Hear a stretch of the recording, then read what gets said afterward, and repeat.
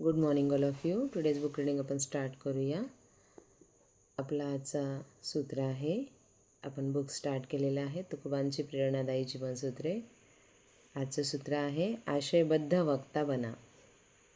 मानवी जीवनातील सर्वात महत्त्वाची गोष्ट कोणती असेल तर ती म्हणजे संवाद आणि संवादामध्ये असलेला आशय. आजच्या जगात प्रत्येक जण बोलत आहे, संदेश देत आहे, पण त्या बोलण्यात वजन नाही, खोली नाही. ऐकणारा कंटाळला आहे, बोलणारा थकला आहे. याच संवादाच्या अर्थशून्यतेवर संत तुकाराम महाराज एक मार्मिक अभंगातून प्रकाश टाकतात. ते म्हणतात, आशयबद्ध वक्ता धाक भय श्रोतयांच्या चित्ता. या अभंगातून महाराज एका अशा व्यवहाराचे वर्णन करतात जिथे बोलणारा फक्त स्वतःच्या स्वार्थासाठी बोलतो, ऐकणारा भीतीपोटी बोलतो, ओझ्याखाली ऐकतो. परिणामी दोन्ही बाजूंनी संवाद होत नाही, फक्त वेळेचा अपव्यय होतो. आशय हरवल्यामुळे हा संवाद एका मुक्या आणि बहिऱ्याच्या भेटीसारखा होतो. आशयबद्ध वक्ता बनणे म्हणजे काय? तर आपलं बोलणं प्रामाणिक, प्रभावी, हेतू शुद्ध असलेलं असणं.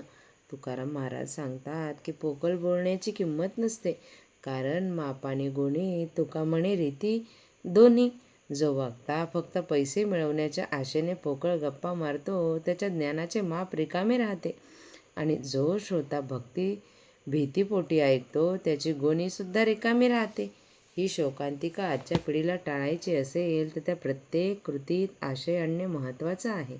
आशयबद्ध वक्ता बनण्याची पहिली पायरी म्हणजे हेतुशुद्ध ठेवणं. वक्ता जेव्हा मला काय मिळेल याऐवजी मी काय देऊ शकेन या उद्देशाने बोलतो, तेव्हा त्याच्या बोलण्याला आपोआप वजन येतं. ज्यांच्या बोलण्यात स्वार्थ असतो ते लोक लोभाच्या मांजरासारखे दारोदार फिरून आपले पोट भरतात. ते आपले ज्ञान विकतात, दान करत नाही. तर जोपर्यंत वक्ता आशाबद्ध असतो तोपर्यंत लोभाचा गुलाम असतो.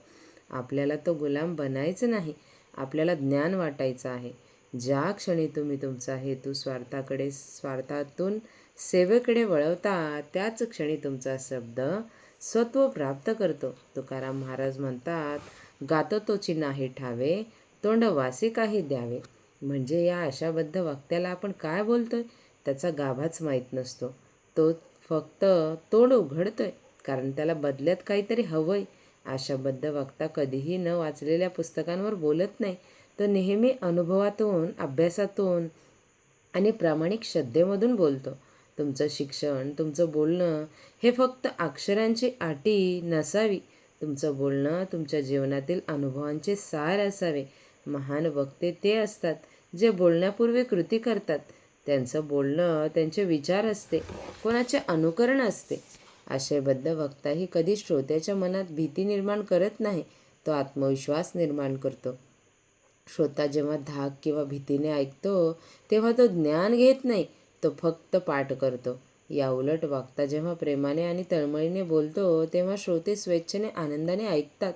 आशयबद्ध शिक्षकाकडून शिकताना विद्यार्थी फक्त पास होण्यासाठी अभ्यास करत नाही, तर ज्ञानी होण्यासाठी अभ्यास करतो. ही प्रक्रिया भीतीवर नाही तर विश्वासावर आणि प्रेमावर आधारित असावी लागते. आजच्या अनेक चर्चमध्ये होणारा मुका, ऐकणारा बहिरा हीच अवस्था असते. कारण बोलणाऱ्याला बोलण्यात रस नसतो आणि ऐकणाऱ्याला ऐकण्यात रस नसतो. आशयबद्ध होण्यासाठी वक्त्याने प्रत्येक शब्दाला न्याय दिला पाहिजे आणि श्रोत्याने शांत चित्ताने आदरपूर्वक ऐकले पाहिजे.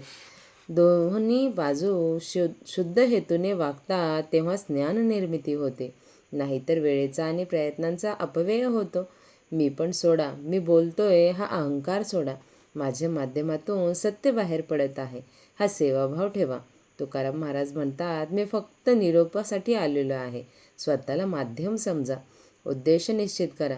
तुमचं बोलणं फक्त पोटासाठी नाही तर ध्येयासाठी असलं पाहिजे. माझ्या या मागील उद्देश काय आहे हा प्रश्न रोज स्वतःला विचारा. ज्ञान वाटप करा. तुमचा अनुभव, तुमचं ज्ञान, तुमचा आनंद लपवून ठेवू नका, ते वाटून टाका. जेवढे तुम्ही द्याल तेवढे तुम्हाला मिळेल, हा निसर्गाचा नियम आहे. ज्या दिवशी तुमचा आशय शुद्ध आणि खरा असेल त्या दिवशी तुमचा शब्द आपोआप प्रभावी होईल. तुम्हाला मोठ्या मोठ्या घोषणा करण्याची गरज पडणार नाही. तुमचं बोलणं पोकळ राहणार नाही. तर ते सत्वपूर्ण बनेल. कारण लोकांच्या मनातील गाणी भरणे हे फक्त आशयबद्ध वक्ताच करू शकतो, आशाबद्ध वक्ता नाही. आजच्या पिढीला गरज आहे ती आशावादाची नाही तर आशयाची. त्यामुळे आशयबद्ध वक्ता बना. हीच तुमच्या यशाची आणि समाधानाची आणि चिरंतन कीर्तीची गुरुकिल्ली आहे. बोलणाऱ्याचा हेतू लोभ असेल आणि ऐकणाऱ्याचे चित्त भयभीत असेल तर ज्ञानदान आणि ग्रहण दोन्ही व्यर्थ आहे. आशाबद्ध वक्ता कधीच आशा बाळगून बोलत नाही, तो फक्त सत्य आणि ज्ञान वाटतो. तुम्ही जर आशाबद्ध वक्ता असाल तर एक दिवस तुमची गोणी रिकामी राहणार आहे, कारण कृत्रिमतेचा साठा लवकरच संपतो. वक्त्याने निवेदन करावे, विक्री नाही, आणि श्रोत्याने ग्रहण करावे, निवड नाही.